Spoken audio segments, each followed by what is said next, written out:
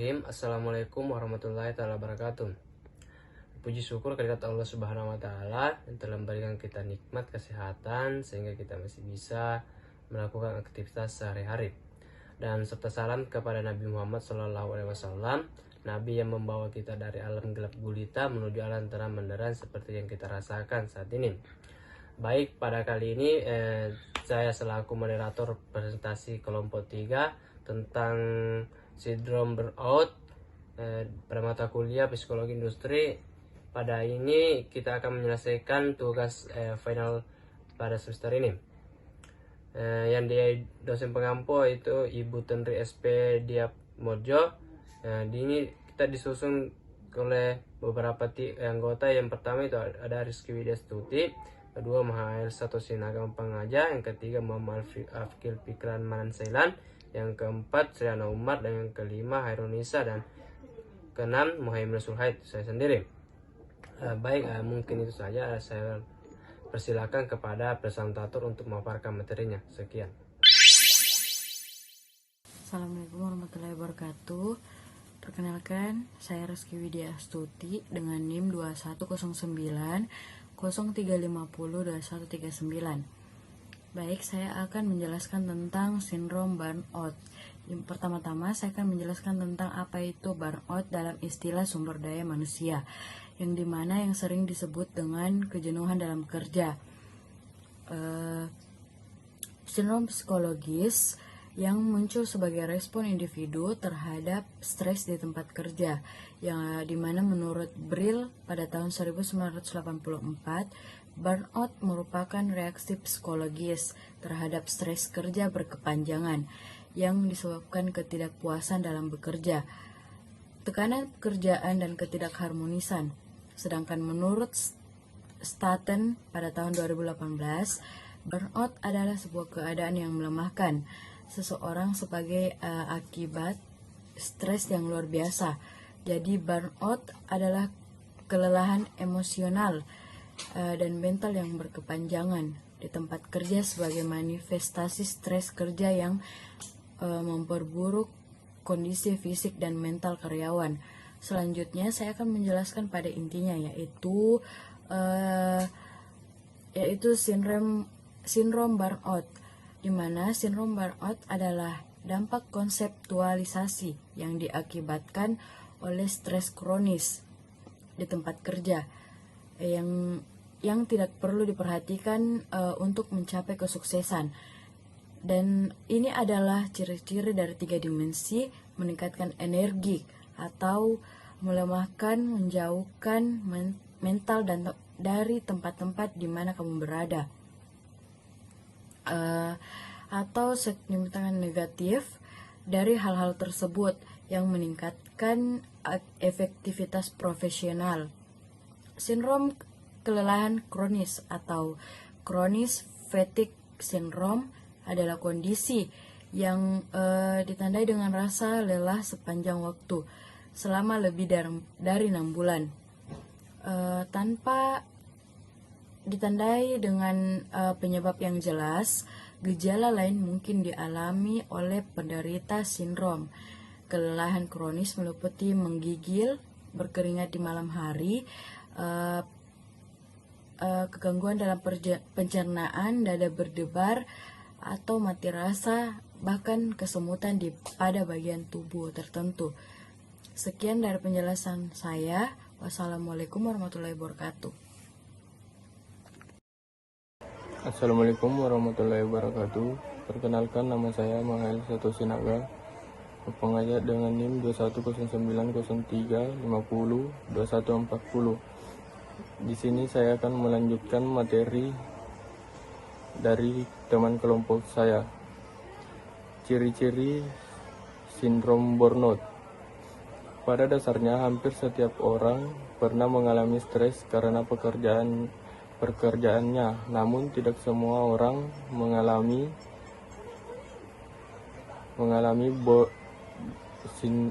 sindrom burnout. Oleh karena itu, sebelum Anda memvonis diri sendiri sebagai orang yang sindrom burnout, sebaiknya ketahui ciri-ciri sindrom burnout di bawah ini. Yang pertama, mudah marah. Yang kedua, sering sakit. Dan yang ketiga, tidak lagi produktif dalam bekerja. Yang keempat, merasa lebih lelah secara terus-menerus. Yang kelima, cenderung menghindar dari orang lain. Yang keenam, sering memikirkan cara untuk kabur. Dan yang ketujuh, tidak lagi terlibat aktif dalam kegiatan kantor. Yang terakhir, muncul perasaan sinis dengan pekerjaan seseorang. Sekian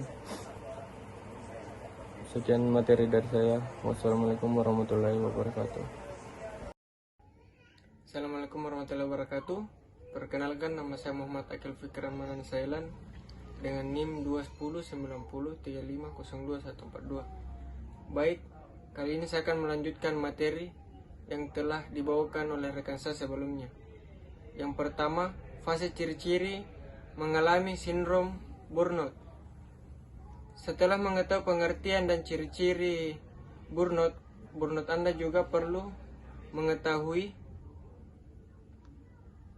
pentingnya di dalam burnout. Setidaknya ada 5 fase yang menjadi tahapan burnout. Penjelasannya bisa dimasukkan di bawah ini. Yang pertama, fase antusiasme. Fase pertama ketika seorang mengalami ciri-ciri burnout adalah antusiasme. Di sini ia merasa mempunyai energi, komitmen, kepuasan, motivasi, dan kreativitas yang tinggi dalam melakukan aktivitas yang disukainya. Baik yang kedua, fase stagnansi.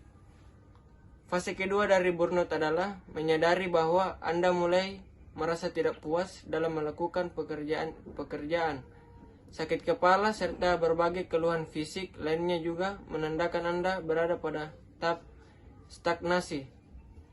Yang ketiga, fase frustasi. Fase burnout yang kedua adalah fase frustasi, yang mana ciri-ciri burnout mulai dirasakan seperti depresi. Gejala ini tentu lebih parah dari gejala yang sebelumnya. Materi kedua, fase ciri-ciri mengalami sindrom burnout. Yang keempat, fase krisis. Fase burnout yang selanjutnya adalah fase krisis. Kondisi ini adalah lanjutan dari fase frustasi, sehingga dampak yang ditimbulkan juga lebih buruk. Dan yang terakhir, fase intervensi. Fase burnout yang terakhir yaitu intervensi. Ciri-ciri burnout pada fase ini yang diserahkan bukan hanya mental, tetapi juga fisik. Oleh karena itu, penderitanya juga sering mengalami masalah-masalah kesehatan, tentu yang mengganggu aktivitas sehari-harinya. Baik, sekian materi dari saya kembalikan ke moderator. Assalamualaikum warahmatullahi wabarakatuh. Perkenalkan, nama saya Surya Numar dengan NIM 210903502143. Baik, kali ini saya akan menjelaskan tentang apa sih itu cara mengatasi sindrom burnout. Terjadinya burnout dapat menjadi penanda bahwa Anda membutuhkan istirahat untuk sementara waktu. Jika tidak dilakukan, maka burnout bisa mempengaruhi banyak aspek kehidupan Anda, bukan hanya pekerjaan tetapi juga kehidupan pribadi, bahkan lingkungan sosial. Oleh karena itu, perusahaan harus mengetahui kondisi setiap karyawan yang dapat dipantau dengan software HR yang digunakan, dan jika karyawan mulai merasakan ciri-ciri burnout, segeralah mengatasi dengan cara-cara di bawah ini. Yang pertama, ambil waktu relaksasi. Yang kedua, cari kesibukan di luar kantor. Yang ketiga, mengasingkan diri sementara. Dan keempat, dapatkan tidur yang cukup. Kelima, buat prioritas. Keenam, bicarakan dengan atasan. Yang ketujuh, apresiasi diri dan kurangi ekspektasi. Yang kedelapan, ceritakan kepada orang terpercaya. Dan yang kesembilan, jaga keseimbangan hidup. Yang kesepuluh, ubah gaya hidup. Dan yang kesebelas, mindfulness. Baik, terima kasih. Itulah penjelasan tentang burnout, ciri-ciri burnout. Baik, materi selanjutnya tentang penyebab sindrom burnout. Penyebab sindrom kelelahan kronis atau CFS belum diketahui secara pasti. Namun, beberapa faktor diduga dapat meningkatkan risiko seseorang untuk terkena sindrom ini. Beberapa faktor ini mungkin berperan meliputi, yaitu yang pertama, kelemahan pada sistem. Kelemahan pada sistem tubuh, gangguan pada sistem kekebalan tubuh dapat berkontribusi terhadap terjadinya sindrom kelelahan kronis. Yang kedua, penyakit autoimun. Beberapa penyakit autoimun diduga berhubungan dengan timbulnya sindrom kelelahan kronis. Dan yang ketiga, gangguan hormon. Ketidakseimbangan hormon misalnya akibat penyakit tiroid juga diduga dapat menjadi faktor risiko untuk sindrom kelelahan kronis. Dan yang keempat, stres berlebihan. Stres kronis atau berkepanjangan juga dapat berperan dalam timbulnya sindrom kelelahan kronis. Baik, yang kelima, gangguan psikologis. Gangguan psikologis seperti depresi, kecemasan, atau trauma emosional juga diduga dapat berkontribusi terhadap sindrom kelelahan kronis. Dan yang keenam, Bismillahirrahmanirrahim. Assalamualaikum warahmatullahi wabarakatuh. Perkenalkan, nama saya Muhammad Sulhaid dengan NIM 21093502144. Di sini saya akan memaparkan materi tentang manfaat penelitian mengenai sindrom burnout. Baik, manfaat penelitian mengenai sindrom burnout itu disignifikan antara lain. Yang pertama itu ada pemahaman yang lebih baik. Penelitian ini dapat membantu dan memahami lebih baik tentang faktor-faktor yang menyebabkan sindrom, gejala-gejalanya, dan serta dampak yang terhadap individu dan organisasi. Yang kedua ada itu pencegahan dan intervensi. Penelitian ini dapat digunakan untuk mengembangkan program-program pengembangan dan investasi terhadap sindrom burnout baik di tempat kerja maupun dalam konteks individual. Yang ketiga itu ada meningkatkan kualitas hidup. Dengan memahami lebih baik tentang sindrom burnout, penelitian dapat membantu dalam meningkatkan kualitas hidup individu yang terkena dampak sindrom burnout serta meningkatkan kesejahteraan di tempat kerja. Yang keempat itu ada pengembangan kebijakan organisasi, yang dimana hasil penelitian ini dapat digunakan sebagai dasar untuk mengembangkan kebijakan dan praktik-praktik organisasi yang mendukung kesejahteraan mental dan emosional karyawan, sehingga dapat mencegah terjadinya sindrom burnout. Yang terakhir itu ada meningkatkan produktivitas. Dengan mencegah terjadinya sindrom burnout, penelitian ini dapat membantu untuk meningkatkan produktivitas karyawan dan organisasi secara keseluruhan.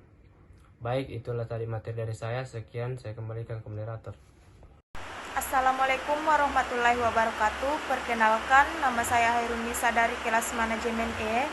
Berdasarkan kesimpulan yang telah kami rangkum, yaitu sindrom burnout adalah sindrom kelelahan emosional, depersonalisasi, dan penurunan prestasi pribadi yang dialami oleh individu yang bekerja dengan intensitas dan secara lanjutan. Beberapa gejala yang sering muncul pada sindrom burnout meliputi nyeri otot dan sendi, sakit kepala, sulit berkonsentrasi, gangguan tidur, dan gangguan pencernaan.